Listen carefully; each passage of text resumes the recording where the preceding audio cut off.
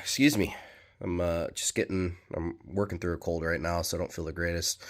But it's a nice day out and kind of wanted to get to a point where I can get this thing pulled apart. But I apologize. I skipped quite a bit. Again, not feeling well. I wasn't really in the mood to film. I was trying to contemplate if this is going to be a full engine rebuild video or not, and I just do not have it in me right now to do it. But what we'll do is we'll highlight some of the big parts of this engine. So let me jump into it. We got the engine, we got the bottom end disassembled, and real quick, since this is a German engine, a little bit different than other engine manufacturers, where the front of the engine, your cylinder count's going to go from 1 to 3, but Germans actually, or at least Deutz does it, at the flywheel end is your number 1. So number 1, 2, 3. So number 3 bearing is what actually spun connecting rod, as I kind of assumed. So you can see it's pretty gouged up. Let me zoom in a little bit. Yeah. So it's spun inside of the actual connecting rod itself. And I mean, there's still a fair bit of material there, so it was caught pretty early. But I've definitely been pulling out a little bit of chunks here and there, but really not as bad as I've seen some other ones in the past. The journal itself has some wear on it. I have to mic it, but they do make oversized bearings for this, and I think this crankshaft will be salvageable. If not, you can get new ones. They're not, I mean, I'm sure you can find Deutz branded ones, but I found some of the cheap Chinese knockoff ones too. I'm a little hesitant on that route. That's why I'd rather salvage the crankshaft and just use oversized. But here's a number 2. Surprisingly, for wiping a bearing, this looks pretty good. I mean, there's just some oil buildup there, but there is no scarring, no nothing. I mean, you could still somewhat see when the bearing was first put together. And number 3 is the same way too. I've already looked at that one. So we're pretty lucky for as far as a spun bearing. Anytime you hear any, I mean, it should be natural process. If you hear some abnormal engine noise, stop it immediately. Don't keep running it. So this is definitely a good usable block here, and a lot of the parts can be reused. You know, I'm going to tear it down pretty good. I'm not going to probably highlight it too much, because tearing down an engine, I feel like if you've done it before, they're all pretty much the same. There's just some nuances, and I'm going to try to work through a complete engine disassembly and maybe just get the highlight parts of it. We want to clean up whatever's in there because we sent metal through the engine, so we want to make sure we get it all cleaned up. All the oil passages, those need to be blown out and cleaned up so that we don't reintroduce new material and cause issues upon startup. But yeah, when we go to reassemble the engine, I'll definitely bring you along for timing it. Because one of the big points of this engine for maintenance wise is replacing the timing belt. I can definitely tell that this has been replaced once. The belt looked pretty good, but we're going to replace it and the tensioner. So there'd be a tensioner there. This is your oil pump. That's your crankshaft, and that is the camshaft. We're going to replace it. My finger hit the button to stop. Oops. But yeah, we're going to replace the timing belt and the tensioner just because you're in here. Get it done. But yeah, and then there's a few seals that you want to replace. So underneath the cam pulley, the crank pulley, this is external, the oil pump. So we'll replace the oil pickup O-ring there. But yeah, like I said, I'm probably not going to document the full disassembly just because I'm not feeling great. And depending on your engine, there's manuals out there you can figure out, or I can answer questions as best I can. The one thing I'm very surprised by, though, is there's number 3 piston coming out. The crazy thing is there's still cross hatching on this engine. All 3 cylinders are like that. And this is a almost 4,000 hour engine, which is pretty good. I'm making parts drop off over here. It's everything coming off. I guess while I'm looking at it, the cylinder head, that's definitely a goofy one. It uses the external Torx bits, or yeah, Torx bits, and that's an E18. I have a kit that goes up to E16, so I had to get an E18 for that, and there's only 8 of them. But then once you got those off, there's actually pry points right there that you can get a screwdriver in and get it popped off, and it came off very easily. So yeah, getting into the nitty-gritties of some of the parts. But like I said, I'll highlight some of the things that you want to look for, what you should replace while you're in here. But I think we'll definitely mic the bores, make sure those are within spec. I mean, if I'm seeing cross-hatching, that's just, if I had to be a gambling man, I'd say that they're within spec. We'll just do a quick hone on them. And then some people would say, oh, just put the new rings in. Rings are like $100 for the whole set, I think.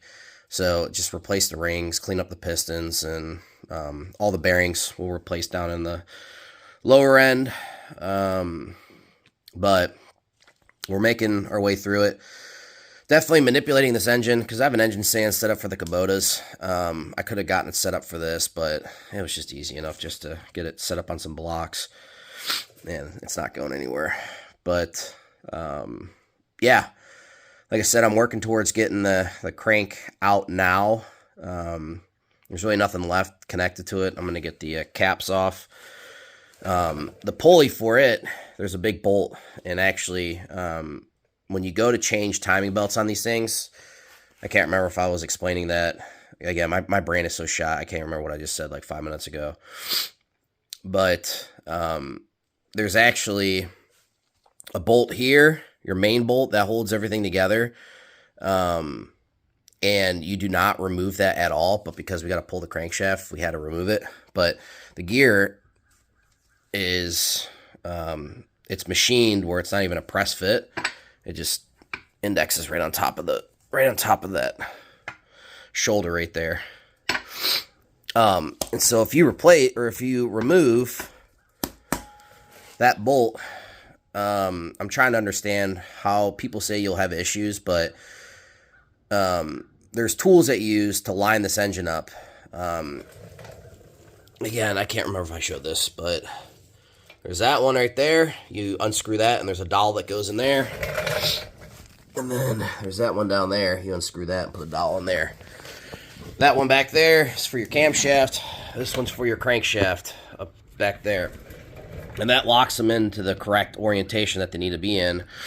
And then you set your, you put your new belt on, and you actually loosen up, I can't remember if it's this top bolt here. You hold that nut there, and then you loosen that one up, and then this allows the cam to spin freely, the cam gear itself spin freely, so you can get your teeth to all line up. But people say, oh, if you touch that, you're screwed. I don't understand that. I really don't. I'm going to look it up a bajillion times before we get it put together, and I will bring you along for that portion itself. But yeah, this is kind of what the engine looks like. And I really don't know what else to say right now because I'm just brain dead. I'll be back. I'm going to get this pulled out. We'll look at it a little bit closer once it's pulled out, but we're getting closer to hopefully getting this thing fixed. All right, random video. Just as I'm going through the engine, getting it cleaned up, ran a little bit of a hone down there. Everything's nice and smooth, just some superficial, but got all the glazing broken off. So I'm still waiting for parts. They were supposed to get here tomorrow, but that's why I'm just kind of cleaning up the engine a little bit, inspecting things, going through all the oil passages, wiping up everything. There's a lot of plugs on this engine, 2 here and several over here, but One thing I did want to take note or show you, I forgot where I saw this. I don't know if it was in the manual or not, but there's actually, so right here is your fuel pump, mechanical fuel pump, and this black cover here, there's a Phillips that's on front of it, and it covers it up. But there's a strainer inside. This thing was pumping diesel, but that's pretty bad. So if you have this type of engine, make sure you clean these, because this is before the actual fuel filter itself. So that's going to catch a lot of crap. So if you have fuel issues, let's start there. But I'll bring you back when I get further along. It is parts day. We got a bunch of stuff going on. New crankshaft. So I ordered it from 2 different places. I've used these guys a handful of times, and their stuff seems really good, and the prices are always excellent. You know, I'm not, you know, it's difficult because you can debate it's not OEM, but they sent me OEM bearings. That's pretty sweet. Those are the mains. I didn't even know that those were going to be OEM, but the rod bearings are aftermarket. But everything seems super complete. You know, new crankshaft. I think I showed that, but I got to clean that up because this thing's been in storage for a while. But I found a new crankshaft, aftermarket, but looking at it, it looks pretty dang close to the factory one. As far as just like the castings and all that, and once I get all the Cosmoline cleaned off of it, we will mic it and make sure it's all within spec. Because I think, as I said before, this journal here is actually out of round, and it's off by about 60 thou. So it would need to get welded, and they don't make an oversized bearing that big, so it'd have to get welded. And the price of a new crank versus welding it wasn't justifiable. So that's where we're at. What else? Yeah, a couple of things to keep a note of. This connecting rod. So when I was looking at connecting rods, there was, when you type in the engine model, I buy a lot of eBay stuff, but usually from good suppliers. And there was a couple of different part numbers that were listed for this engine. But if I remember correctly, I looked up in the parts manual itself, because I did find a manual for this engine, specifically for this engine from Deutz, and I will link that in the description. It's not a very easily read manual because it's translated into like 3 different languages outside of German. So it's German, and then I think French, English, and Spanish, I think. And obviously German being the main country, or Germany being the main country of the make of the engine, that's like the first, and then you got to like go to the next page that just explains everything in your native language, and it's just, I don't know, it's all over the place. So the engine manual is just a little wonky, but you can, once you figure it out, you can read through it. All right, so some subtle differences. Yeah, there is a couple of different crankshaft or rods that were attached to it. And then the parts, or excuse me, the gasket kit, there was a couple of different versions, and the only thing that I could find that was different was the valve cover gasket between the 2 kits. Because this company, again, what I like is it's not just like they use a picture of this for multiple different part numbers. They take the picture of the actual part, so you can see the differences in the valve cover gasket itself. This machine didn't even have the valve cover gasket on it, but I got the right one. The other one too is the head gasket. So this is separate of the engine gasket kit. Down there are notches, okay? This is a 2-notch head, 2-notch gasket. So there's differences in how the push rod holes line up. So that's actually completely covered. The other ones were completely open. So that was, those 2 dots were connected together with no gasket material in there. The oil holes, because the block, So you got the cylinders, and then you got a cavity around the cylinders that is submerged with oil for the cooling. These holes were on the original gasket itself. And then there's, which is odd, this one does not have the secondary hole. There's another hole over here. I think I'll just put it in there myself. I'm getting radioed by my daughter. I might have to go and come back. Oh, I miss you too. I'm coming in. All right, I'll be back. All right, got the crank cleaned off from all the storage grease. Looks really good. I'm doing some checking of the journals. So the main bearing journals, 4 of them, they're all going to be 70 millimeter with a minus tolerance of 0.01 to 0.03 millimeters. Roughly translates to you need 2.7559 inches, if my math is right, but it's the 70 millimeter is those journals there.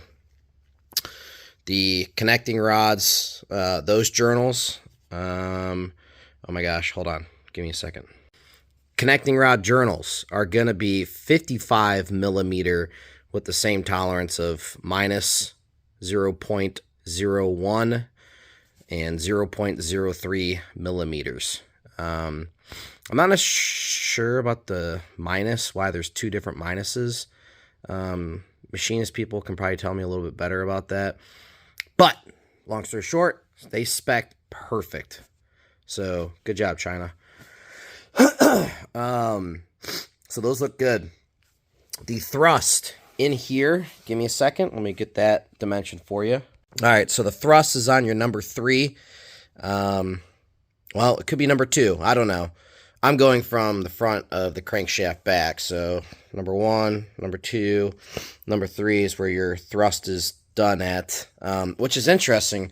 They only use half shell thrust bearings, which I was very confused by when I first took this thing apart. So that's something to be mindful of. There'll only be 2 thrust bearings, on one on each side on one half, so the lower half, and it'll be on the main cap themselves. Interesting. They have a little tab on them that sticks on the cap to prevent rotation. Anywho, that's 35 millimeters. That's spacing in between those two with a plus 0.04 millimeter. Again, I'll put a link to the manual.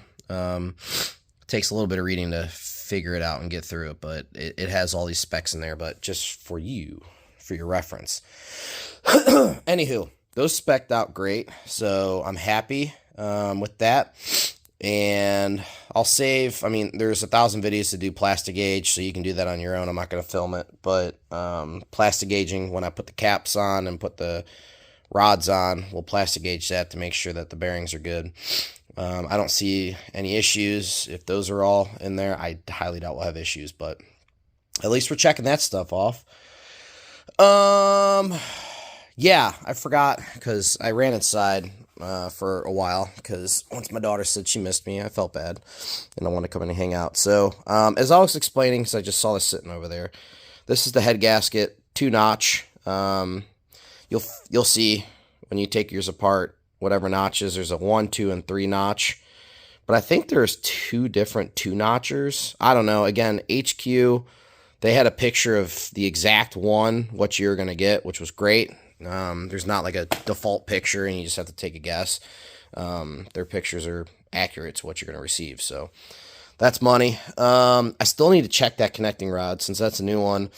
See if it compares. The only difference I see so far is those are studs with threaded nuts on them. These are actual bolts themselves. And you can't tell, but there is a fractured line there, so these have been fractured already. Some connecting rods, I don't know if people know that or not, but they will not come fractured. And so when you take your nuts off and you're like, why is it not coming off? You have to break it yourself. Again, watch a video on that. Not complicated. So I got to check that bad boy off, make sure we're good there.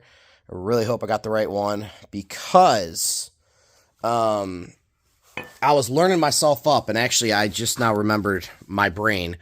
So this is the F4, hold on.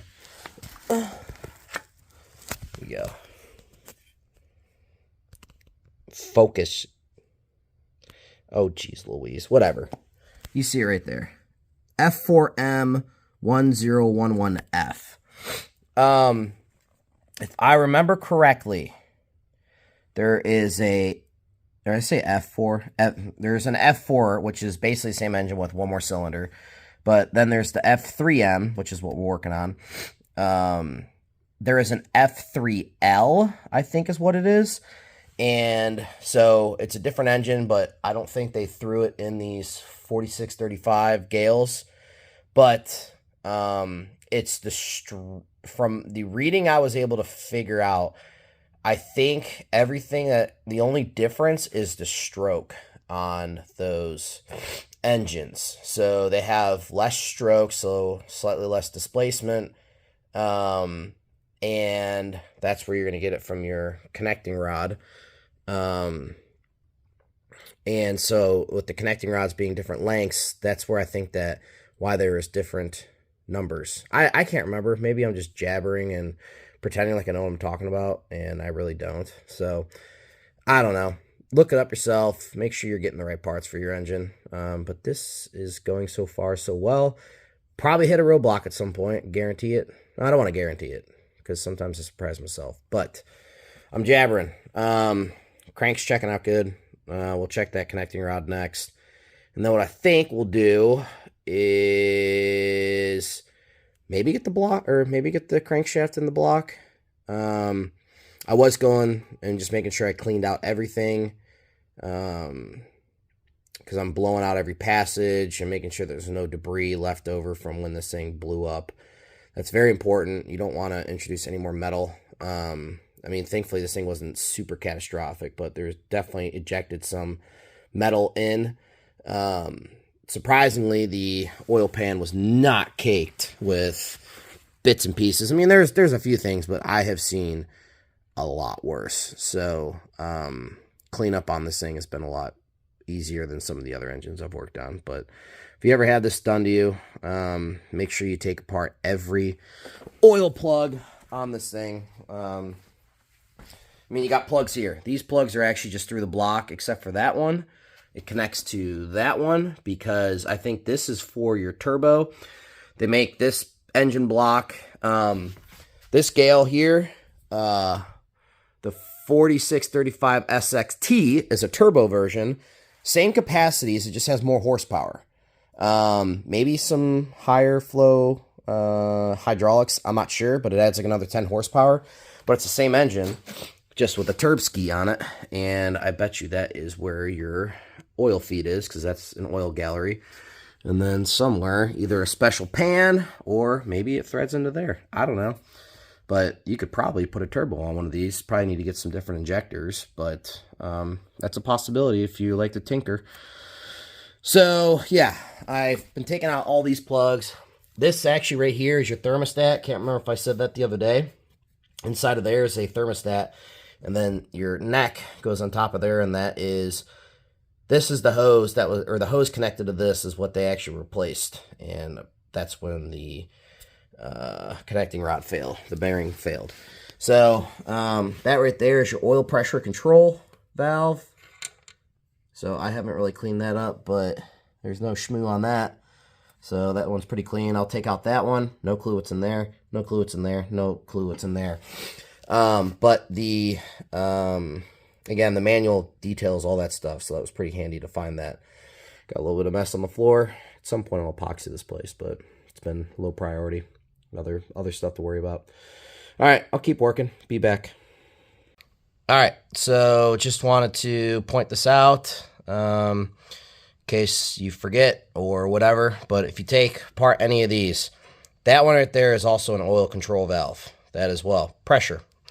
So there is the plunger, piston, whatever, goes in like so. Get in there. And then there's a spring behind it. There's a difference though. That one right there has a red spring. This one has kind of like an orange-yellow spring to it, so you don't get them confused. The yellow-orange spring is definitely the coefficient on that one's a lot less, so it's not as stiff as that one there. So, yeah, just so you're aware of it. That one's kind of a pain in the butt since it's a lot stiffer to get on. It's probably hanging on just by a thread, so maybe do a couple more turns on it just so it doesn't throw out. But then there's that one up there. So top one will be your yellow, bottom one will be your red.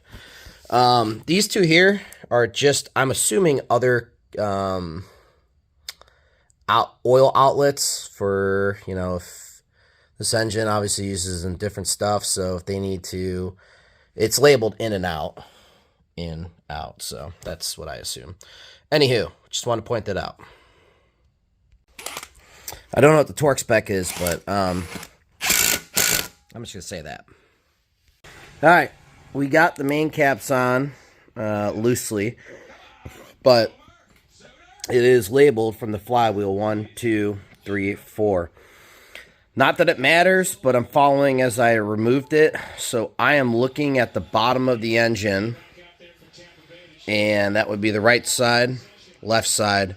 The numbers are facing as if you're looking like that from the right side. So yeah, this is the front. This is the true front of the motor, and then that's your flywheel back there. So hopefully that helps you with the orientation. All right, tightening these. Well, real quick, I'll highlight too the thrust bearings. I didn't show you, but that's the thrust bearing in there. So it's a little bit more than half, actually. Extends way past the half. I gotta turn this down. Okay. Sorry, got some football on Monday night.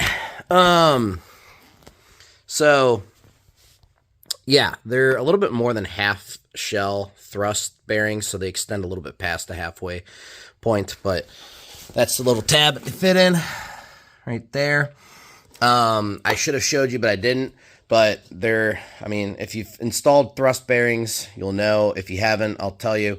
There's a flat side, and then there's a side that has the, I think it's Babbitt material is what they call it. But on that Babbitt material, you'll notice two little grooves. If you're looking at the U like that, there'll be two little grooves. Boom, boom. They're about yay wide. Those face the crank. Okay, so the grooves would be facing that way. And then the other groove, which is down there, you can see the other thrust bearing. So the flat side goes against the main cap. And then the groove side faces out from the main cap. So, anywho, all right, tightening. I hate when manufacturers do this, but this is how they do it. The main caps are 22 millimeter. They might be 21, but a 22 fits on there. I'm rolling with it. Don't care. They are 50 Newton meters, okay? And then there's two tightening sequences after that. 60 degrees and then 45 degrees. If you don't have one of those torque wrenches that does the degrees, good luck to you. I don't. Guess it. Maybe get a protractor out. I don't know, but I'm just going to eyeball it. 50 Newton meters, 60 degrees, stage 1, 45 degrees, stage 2. The other thing I'll mention too is make sure you do piston ring gap. So there's a spec for that in the manual. What you do is you put your piston ring in there, take your piston and push it so that it's flush and concentric around the bore, and then you'll take feeler gauges and measure in there, and then you just got to either not touch it or you got to shave it a little bit, or if it's too far gone, then you might need to do a rebore. Again, I've mic'd all these bores. They're good. They're within tolerance, and as well as ring gaps. I've already been checking those too. Those are all good. If you need to look those up, there's other videos. I'm not going to show you that, but just pointing that out. All right, been several days since I've been back out here. Life is busy, so just whenever I can. All the pistons are in. Go zoom in over here. Ta-da. Positioned accordingly, and now we're just torquing the connecting rod bolts. Another funky one. 30 Newton meters, which is approximately 22 foot-pounds. And then 2 stages after that, 60 degrees and 60 degrees. I don't know where they come up with this stuff, but that's what it is. So what I'm doing is I'm doing the initial torque on all 3 caps for the 30 Newton meters, and then I'll start doing the 60 degree and then 60 degree. And should be good to go. Alright, got the front engine cover on. Pretty simple. When I bought, I think I showed this, but when I bought that seal kit, they also threw in some RTV, the German kind, for a German engine. Sprechen Sie Deutsch. So, that was pretty neat, even though I have oodles of RTV, but figured, why not keep it all one nationality, huh? Pretty simple to put this on. I cleaned it up. I put new lip seals on it all the way around. It was just dirty, but it's brand new. And these covers are actually pretty easy. There's nothing that's attached to the governors, or the governor's not attached permanently to anything. They're all just riding on this ring back here, and so they're just pushing on the fuel plunger, which is over here. You can actually see it's that guy right there. That little piece in there that's floating, that's what's connecting all the injectors, or the pumps, together. So here's your fuel shutoff manual one. The electronic one goes there. I have it laying right there. I just took it out for a visual, but as you see me engaging that, it's working that fuel plunger, and you can see the little pin that pushes it back there. So you don't need a disconnect. Originally I thought I had a disconnect stuff in here, but you don't. So you can keep that on. But yeah, you just go around. It's 13 millimeters all the way around. They're all the same length too, so there isn't a different bolt that goes one way or the other. Like on Kubotas, for instance, there might be a 2-inch long one. Well, they're a millimeter, but we'll just say inches. 2-inch over there, 2.5 over here, and that's because the cover is different thicknesses around. This one's nice. They're all the same length, so you don't have to get them all, you don't get them confused and potentially put a hole in your block because you put a long bolt in. Not that I speak from experience. Yeah, so just put a thin film of RTV on both sides. I do very thin, but I do it on both sides so there's good adhesion on each piece. And then I just snug it down, let it sit here for maybe about an hour, and then I'll go ahead and button them up. There's probably a torque spec, but I just use my little impact gun. Doesn't put out a bunch of torque, but it's plenty enough for this. So just a couple ugga-duggas. I'll let that sit, and then I'll put the solenoid back in. Real quick on the solenoid, when you actually go to install those too, first, they're really directional, so like it's really tough to screw it up. But you can see it doesn't go in that way, so you kind of have to hook it to go in.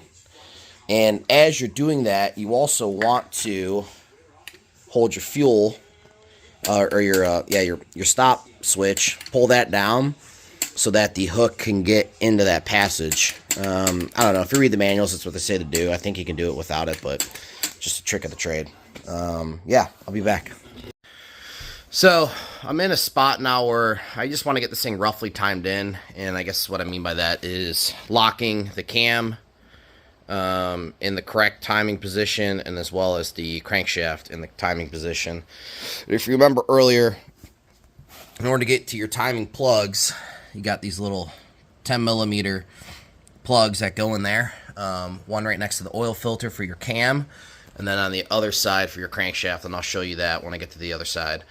But I put the timing gear pulley on loosely, and allows me to move the crankshaft. You are going to get some, like, as you're turning it, some resistance, and then it'll kind of pulse, and that's you bouncing off of the injection pumps, because those are under spring tension. So it's sometimes difficult to turn it a little bit, but you can turn it by hand. It's just, you might feel some resistance. Anywho, I want to show you how to get that roughly timed in. Forewarning, we might have to redo this, but because I haven't consulted with the manual, but this, thinking of it logically, this is how you should do it.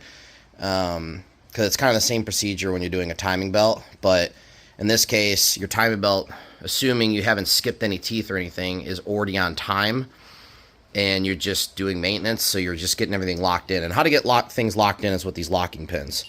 They're both the same, okay? But how they lock in is differently. On the cam gear, there's actually a hole drilled into one of the journals, and that's how you, this taper fits into the focus, you son of a gun. That taper fits into the hole, and then it's it holds the gear, or excuse me, the camshaft in place. And then on the crankshaft, there's actually a flat spot that pushes onto, and you back the camshaft or the crankshaft onto that flat spot. Anywho, since we want to find where that's at, what I did roughly, it's tough to see, but in there you can kind of see the shiny metal. Okay, so what I'm going to do is I'm going to slowly rotate, because I was already there and I backed it off just to show you an example, but you want to slowly rotate the cam until that hole just appeared. Okay, it's tough to see, but there is actually a hole in there. Well, the flashlight is kind of in the way, but there's a hole down there. So now what I can do is I can push that pin in. Maybe. It's almost there. Okay. Well, long story short, you got to get that forced in there. So I need two hands to do it, but there'll be a hole that exposes itself, and you need to use your hand to manipulate the gear, because it's a very tight fit, and then you push in your rod in at the same time. So hold on, I'll be back once I do that. Alright, so ran into a little snag.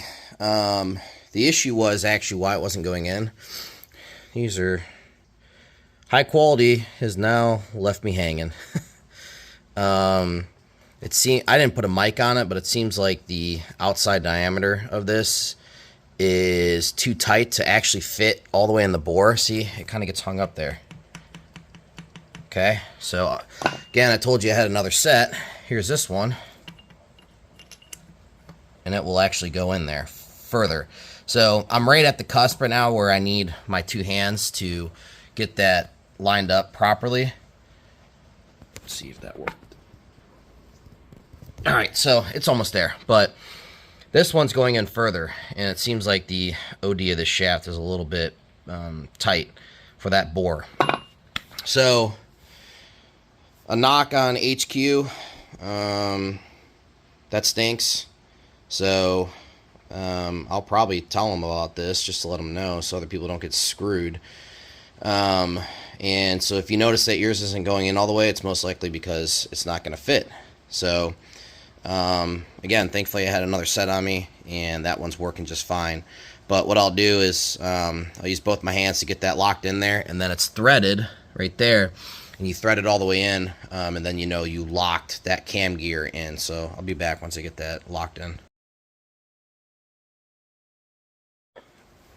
Alright, I got it locked in. This one required a smidge of persuasion, and I'm wondering if the hole that is drilled into the camshaft is a little bit tighter than what the taper is. I mean, it just took a couple of lubby taps just on the hammer. Nothing crazy, but you had to kind of balance it on the crankshaft, or excuse me, on the camshaft pulley. You got to kind of balance it, hold it, and kind of back and forth as I was tapping it in, and then it finally went in. But because it's tricky, because you're up on injector, I assume it's this injection pump, since this is number 1. I think it's the firing order is number 1, 3, 2 is the injection, or is a firing order.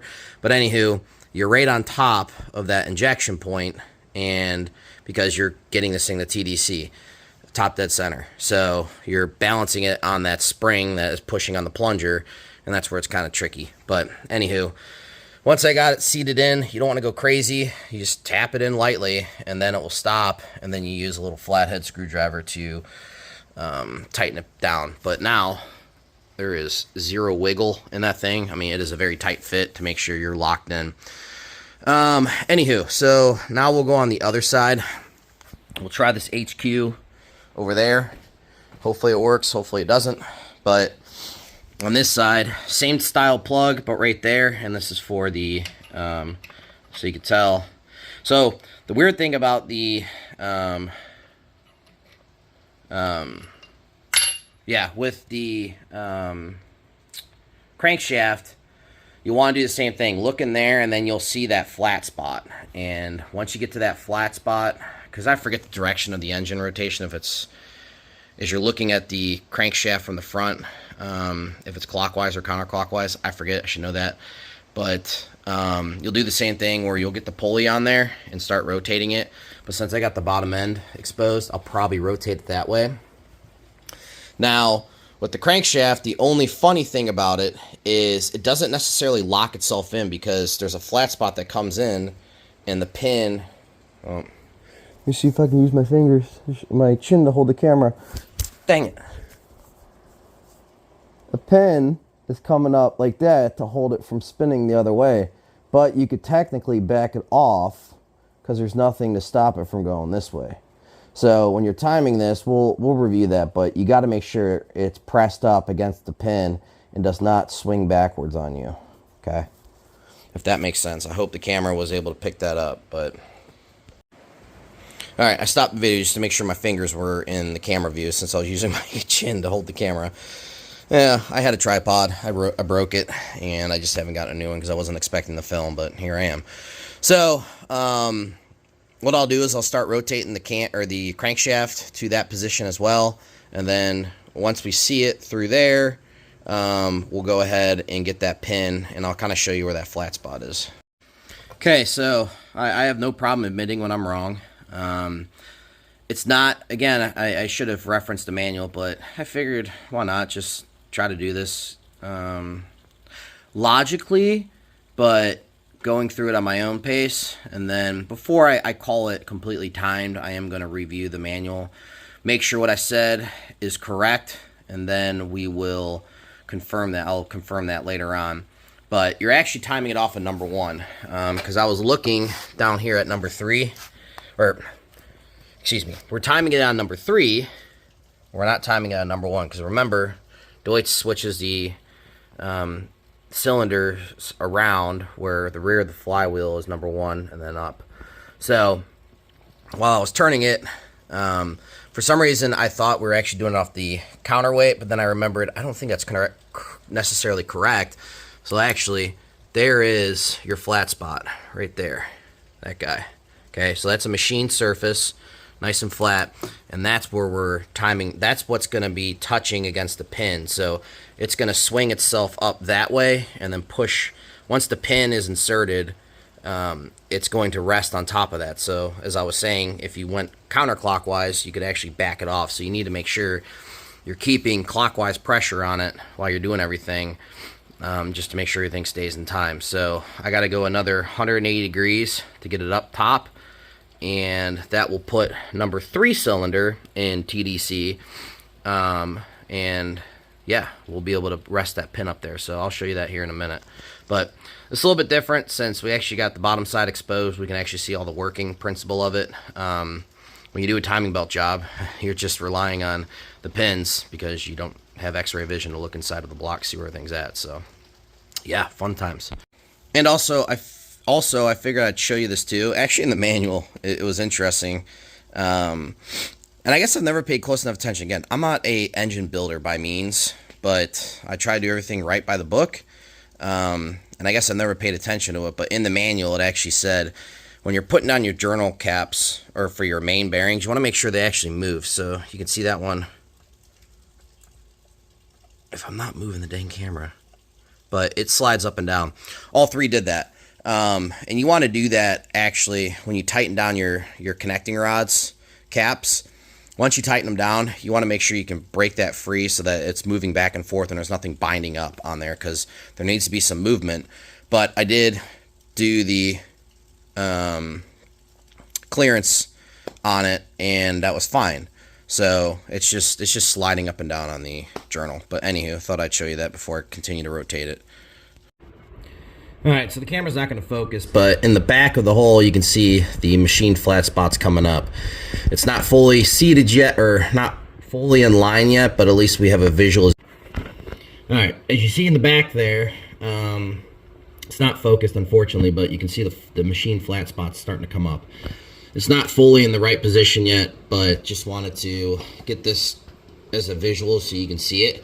One thing you want to be careful of, I'm just assuming, and I'd rather just take precautions, the sealing surface, so the big circle on the outside, where's my finger? That sealing surface there, make sure that's nice and clean. You don't want any debris there, because again, you're threading in this dowel rod, and if there's any debris on that sealing surface there, or mating surface, and the other surface, it won't allow your pin to go all the way in, and it could potentially be a half degree out of time. So make sure it's nice and clean so you get a nice full mate as you screw it in. I did check on the high quality before I started filming this. This one fit in just fine, but since I'm using kind of the darker brown, bronze looking one, I'm going to keep it consistent. I mean, I assume these things are made all the same, and I mean, looking at them, they look the same. Anywho, I just rather keep it consistent. So, get this. What you'll do now is get it put in. I'm looking through the camera, and then go ahead and screw it down. And now it's all the way tight. Just to make sure, put a screwdriver on it. Okay, so now it's tight. So now what you can do is you can move the crankshaft into position by slowly rotating it until it stops. Don't go balls to the wall with it, but just rotate it slightly so that it rests up on top of there. And you can actually see, if I can get my flashlight in there.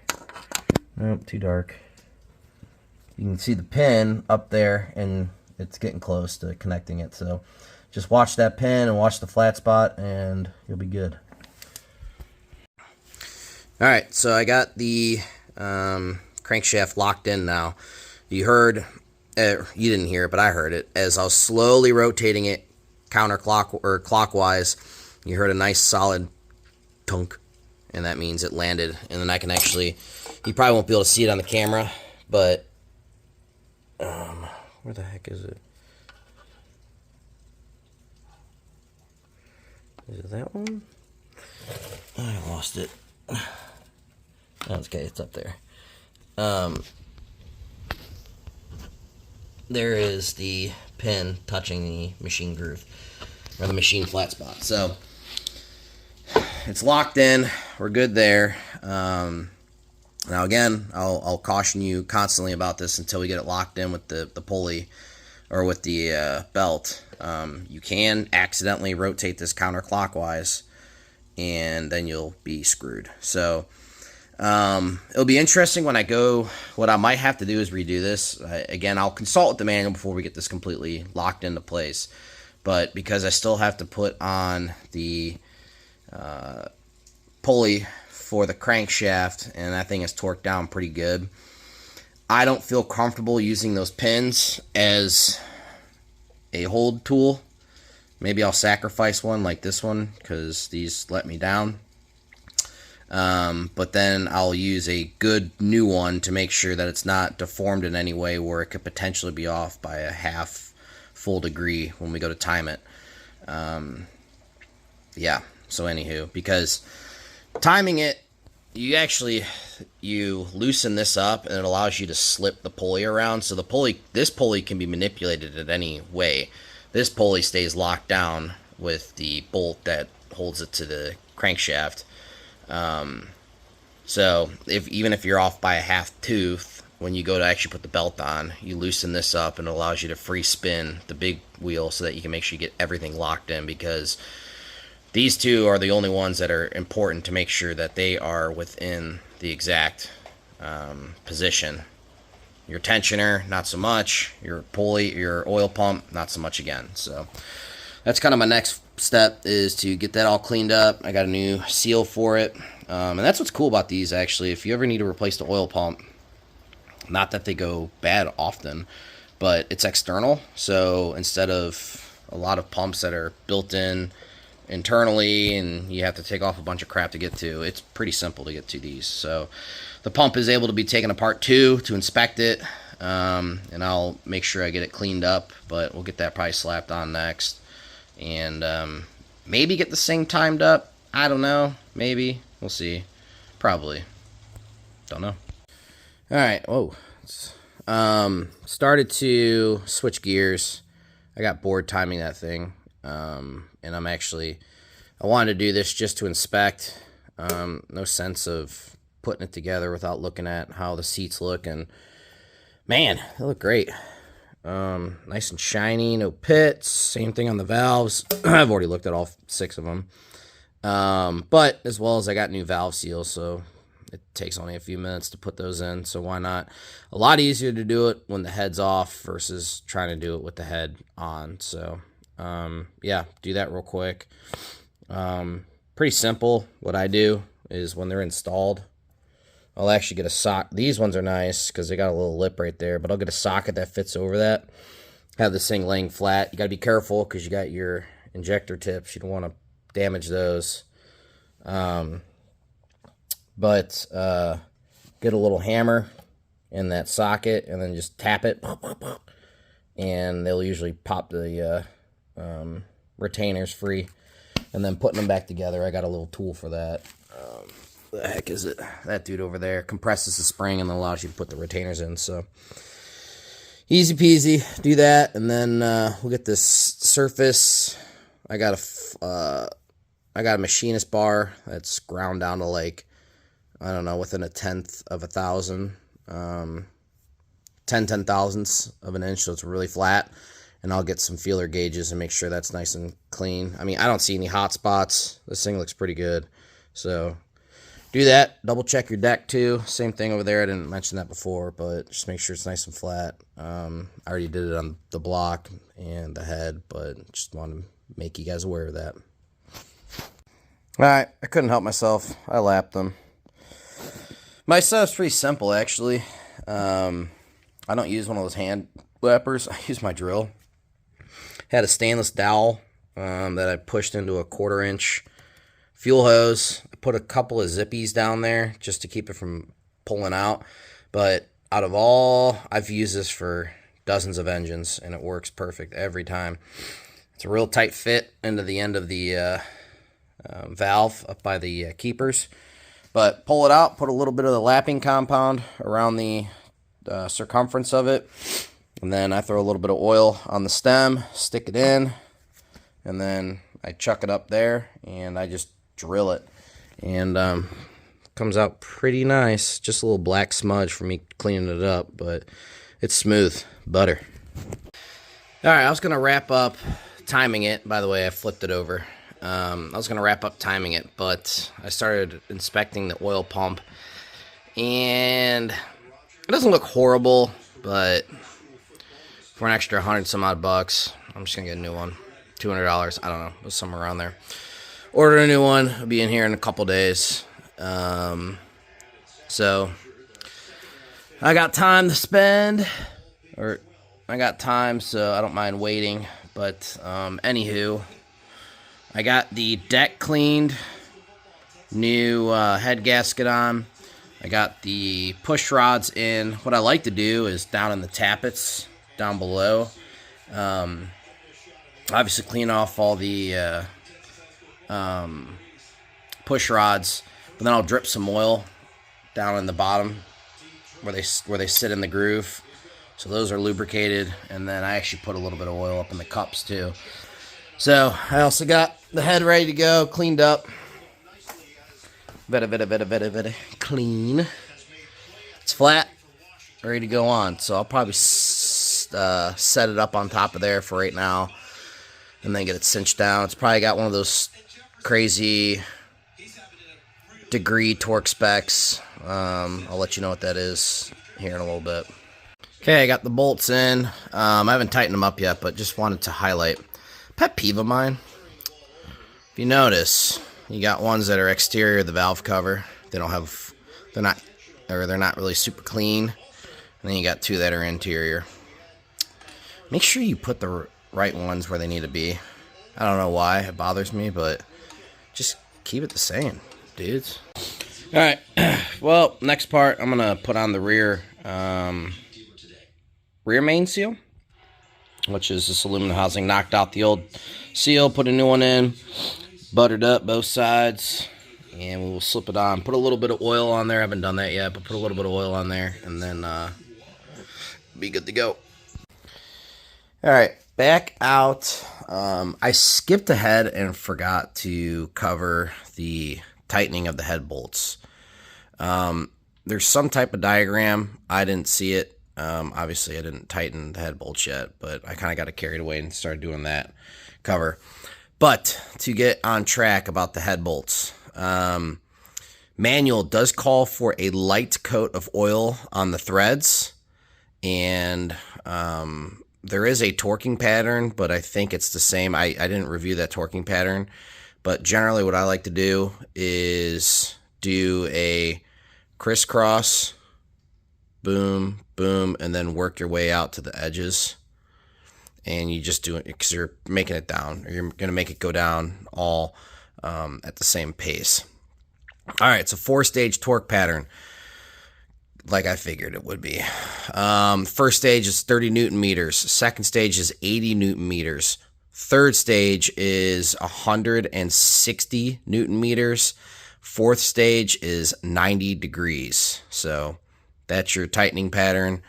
You can do cross or go that way, but you don't want to just like do one there, but you just want to work it down. So like I said before, go across and then go over there, back over there, back over there, back over there. Be easy enough. Tighten that down, and I'll be back for the next one. All right, head bolts are tight. Got a piece of hair in my mouth. The next step I'll get to is tightening up the main crankshaft bolt. There was a pulley on it originally. I did take the pulley off. All it is it's 4 15 or 16 millimeter bolts. It's a tight fit, as you can tell. It's not even fully seated on there. So once you get the bolts off, and you have this thing threaded in where it's kind of buried, you can take just a hammer and lightly tap on the back side of the pulley so you don't damage it, and it will come free. It's just that over time stuff will get built up in there, and it just makes it difficult to slide on off. Yeah, so torquing that bolt, it's a hefty torque. There's two stages. First stage is 130 Newton meters. Manual does say to have your dowel pin in there. Then when you go and do the second torque, which is 210 degrees plus another 10 degrees, I don't know what that means, but it's a lot of pressure, or a lot of torque on that bolt. There's a special pin that you remove that one after your 130 Newton meters, and you put this new dowel in to finish up your final tightening. That's gonna be the final tightening. It's a big bolt.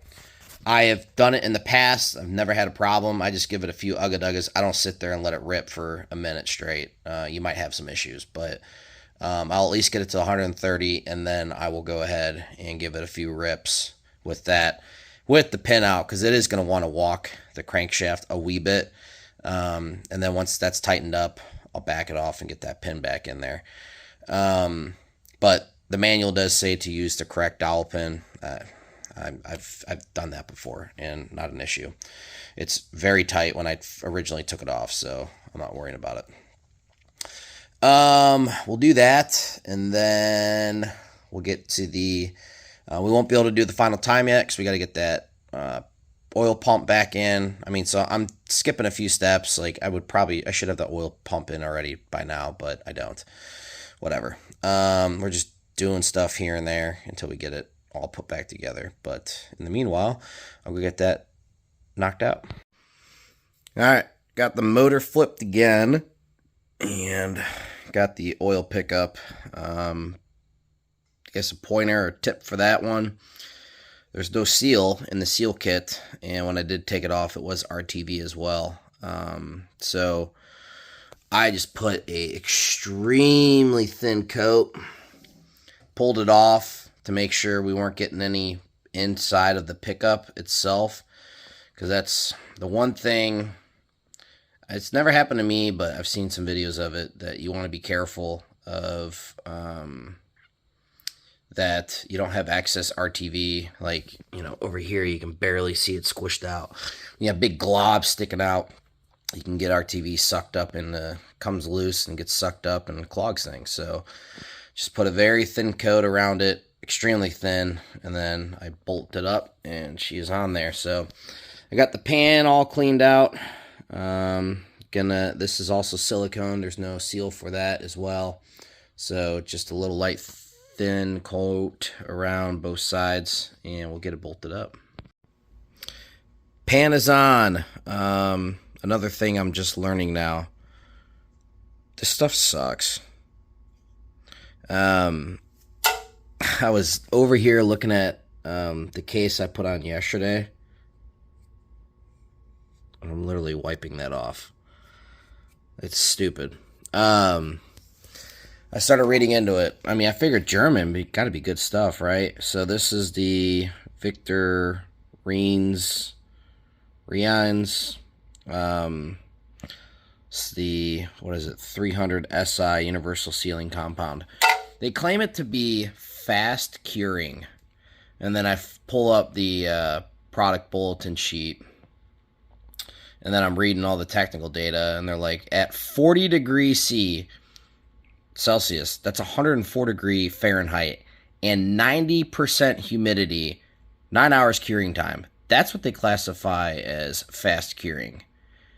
Then you read down in the product bulletin, and it says at normal temperatures, which is about 65 degrees outside here, and I think my humidity, I got to look at it, but is around 40%. 100 hours. I hope to God that does not occur, because I just put this pan on. I was hoping to have this thing fired, get this thing running the next day or two, but I'll be use choice words, but stick with the oh, I got it over in my box. I should have just used it, but no. Stick with this stuff. Or I think I got the gray kind too. No, that's dielectric grease. But yeah, that stuff is the best. I have never, I think that stuff takes like 12 hours and you're ready to go. So German stuff, whatever. Well, I just cranked up the heat in here, even though it's only like 60 degrees outside, but apparently you get some more temperature and you'll be able to get it rocking and rolling. This place is a disaster. I got to clean it up. But it's also 11 o'clock on a school night, so I need to go in, call it quits. But I wanted to get that pan on because I assumed it was going to take 12 hours, 24 hours to cure, but shoot, it might be till next weekend. I don't know. We'll see you later. Update number 50. We're taking the engine apart, and not because I installed something wrong. Well, maybe I did. I don't know. Potentially. This stuff sucks. Maybe I used it wrong. Maybe I didn't. I don't know. But I am sweating. I have the shop at almost 80 degrees. I'm lucky enough to have in-floor heat, and I cranked it up for the last 16 hours to about 80 degrees. And it's hot in here, even though it's like 45 degrees outside. And so I put the front cover on almost 60 hours ago. And I'm just going to scrape that off there. And that is focus. Like it came out of the tube. Okay, golly. Like it came out of the tube. 60 hours ago. And it's the same as it came off the tube. That's crazy. So, like I said, the product bulletin said potentially 100 hours, but I'm not feeling any difference, and I'm not waiting any longer. I'm sick of waiting for it. I'm going to go to something that I have trusted and known. I just figured, hey, this came in the kit. It's German. It's got to be good stuff. Again, maybe I'm using it wrong, maybe I'm not, maybe it's expired, I can't find any expiration date on it, but that's going to go to the trash. So, stripping everything apart that I used that sealant on, and going to go back with the Ultra Black that I have used many of times, and by the time I come back in the morning, it will be cured, so I'll be back. All back together and timed. Yeah, I didn't do the timing on it. Showed you a video of that because there are videos out there to do it. I did it without the tool, mind you, but I've done a lot of these that I know kind of what they need to be at. And that's good. So what I like to do is after I time it, I'll spin it around several rotations. And then what I'll do is I'll get it locked. Getting it locked on the crankshaft's a lot easier than the camshaft. So once I get it to the right position and then get the crankshaft to stop on the pin, I'll look down here at the camshaft and it's perfect. So we're good. Tightened everything, resealed it with the right stuff this time, and it's already really starting to take off.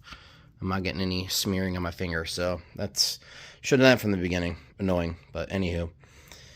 We're almost there.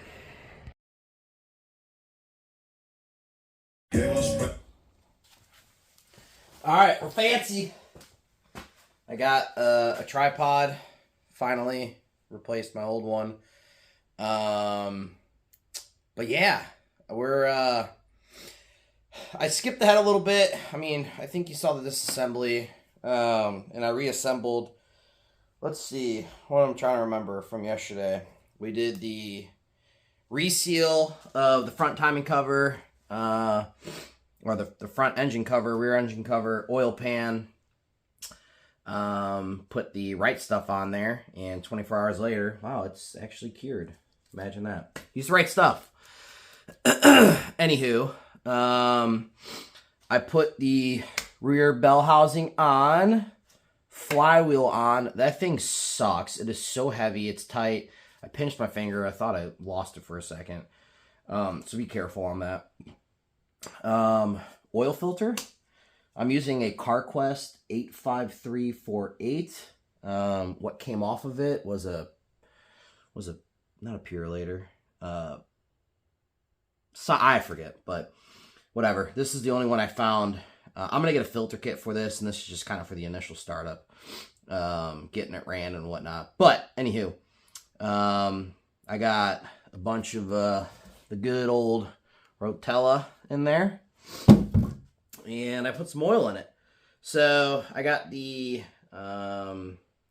engine sitting on some blocks. It's not the most secure thing. I'm going to have to be on my toes to make sure this thing doesn't fall off when I go and try to start it up. We're not going to start it up just yet. I'm at least just going to... this is from all the oil in there, but I got my switch hooked up. I don't know why. This is one of my favorite things to do. It's just to dry fire it. But I got oil in it and batteries hooked up. And we're just going to give it a little chooch and see how she spins, and hopefully spins free. Easy, girl, easy.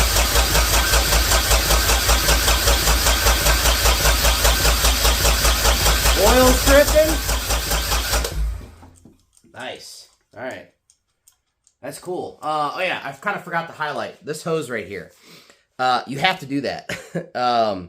This is the hose out of the skid steer. It was long enough. It's definitely kind of all cranked up a little bit. Hold on. Let's see if it's in focus or not. Let me do the zoom out. Yeah, you can see it's pretty kinked up, but it's a flexible hose, so it's okay. Because this is supplying and returning your cooling. So, yeah, anywho, you need to do that, or else you're going to be geysering oil out. But she sounds pretty dang good, I'll tell you. Healthy, very rhythmic across. So, I'll scoot you over here, and what I'm going to do is, I think we should fire it up. And so in order to do that, what I'm going to do is I'm actually going to remove the solenoid, because what this solenoid does when it's not powered is it actually applies pressure onto the fuel rack to turn off the engine. So when you take power off, it shuts down the engine. So all you got to do is actually just remove it. And then when I need to, so you get down in there, when I need to turn it off, I just have to put that switch, throw that switch, and it will shut itself off. Here is our throttle. So we got that going. But yeah, I'm just going to hook up a little fuel to it. We're running through the fuel pump. Remember, we cleaned out that strainer. Check that if you got to do that. I got to throw the injection lines on there and plumb up some of the fuel lines here that are all janked up too. So let me get working on that, and then next time you see me, we should be in a position to fire up. All right. Got the fuel on. Sorry, taking a sip of the drink. So I'm getting a little excited, a little nervous. But, I'll turn it over real quick, show you. I got fuel up to the injectors. I have not tightened down the,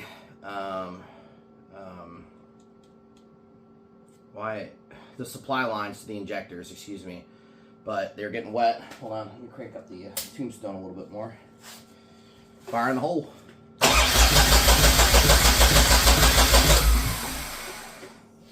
She's gonna rip. She is gonna rip. So, now that I got fuel squirting everywhere, tighten this down. I'm always nervous on the first startup. You always forget, or you always think, did I tighten that bolt down? I mean, I don't hear anything shaking. And I hate these types of injectors, by the way, because the return or overflow line is right next to the nut you gotta tighten, and it's always in the way. But yeah, I mean, the engine is rotating healthy. You can hear the compression building up. I mean, I think it should have minimal efforts firing up, but all right. Remember where your fuel shutoff is in case something crazy goes on. I'm a little nervous about these blocks. So yeah, I don't know. We'll see what happens here in a second.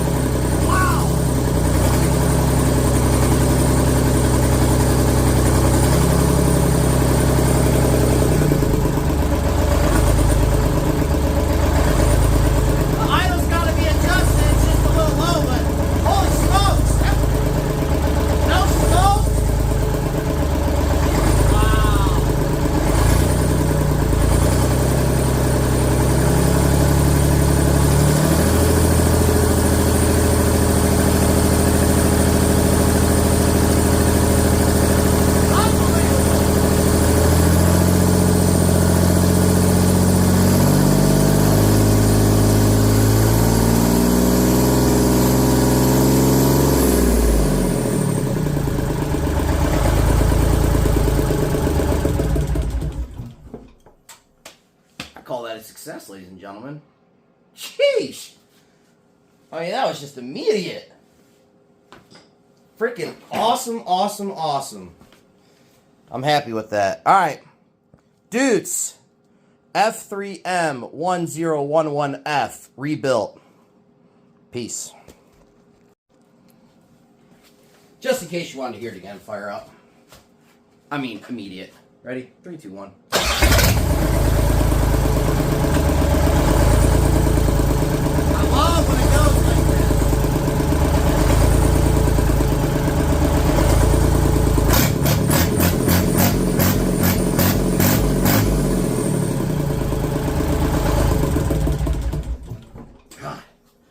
That flywheel has so much inertia.